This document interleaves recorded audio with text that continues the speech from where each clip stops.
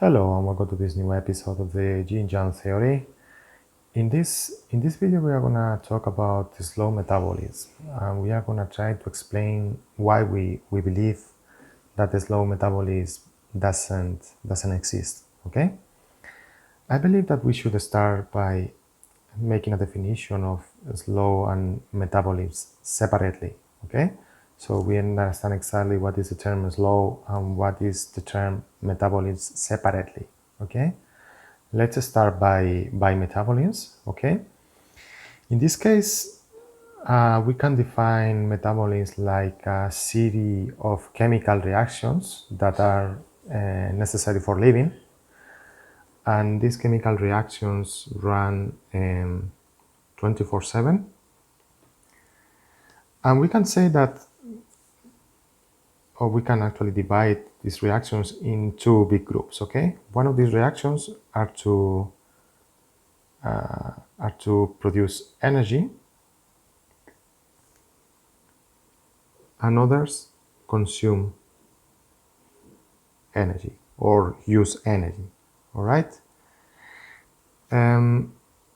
What we know is that either way, okay, the reactions are continuous in time during the day, but the rate changes. Okay, so it's what we call the metabolic rate. It changes during the day. Okay, it's called metabolic rate or basal metabolic rate. Basal, they call it as well. So we know this, yeah. Now, the majority of reactions are more related to consumption of energy or to energy expenditure, okay? So this consumption of energy can be necessary, for instance, to build new tissue, for instance, for growing or developing. Other reactions can be more related to healing, okay? Healing. The body temperature increases for fighting against infection, so obviously there is a consumption of energy. Other reactions can be, for instance, for breathing, okay? Breathing, the breathing rate or the heart beating.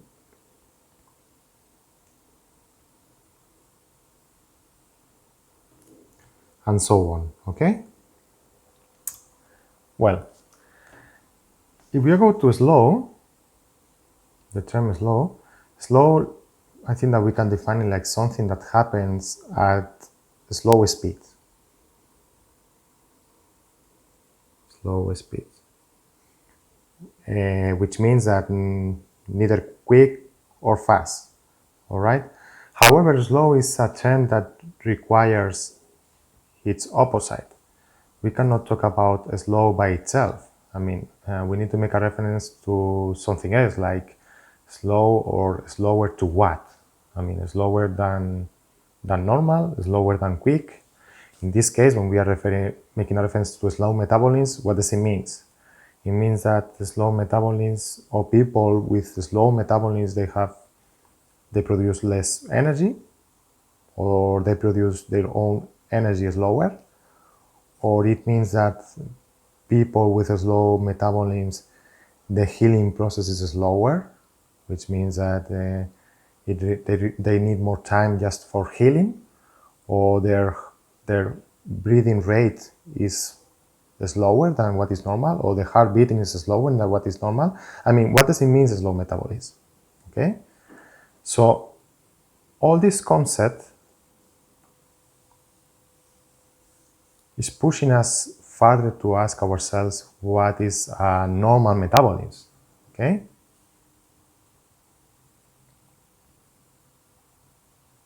normal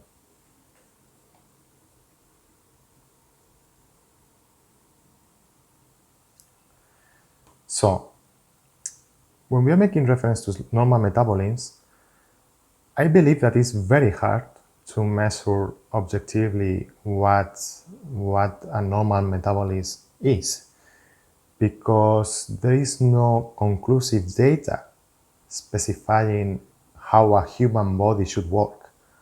We know that we have the blood test or blood testing results that are showing what are the normal range of values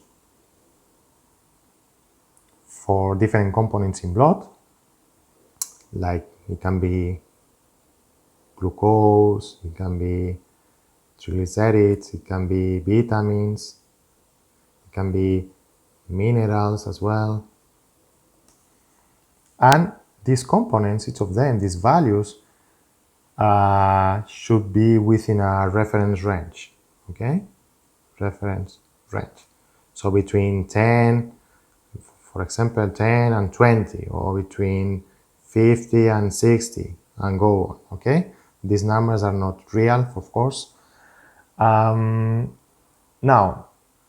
we need to clarify that these reference ranges have been changing for the last decades. So what was normal 10 years ago or 20 years ago, it might not be normal today. And this is the reason why the fact of having high cholesterol today or high blood sugar levels might not be high in 10 or 20 years from now. So it's important to remember that a reference range doesn't mean a normal range,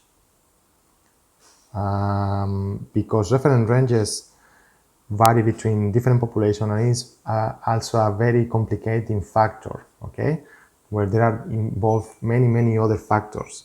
So for instance, it can be when you have a high glucose or blood sugar levels, it can be correlated as well the fact that you are having a high triglycerides levels as well.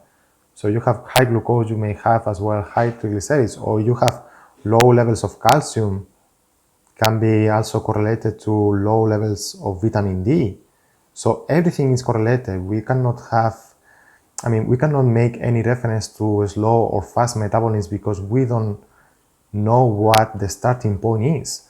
We still don't know what is a normal metabolic rate because there is not a deterministic value that is independent by itself.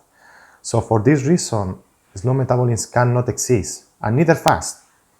So if you think that you are putting weight for not apparent reason, but because of slow metabolism, that might not be the reason. There are always reasons why your body changes, and most of the times are not related to something that can be measured.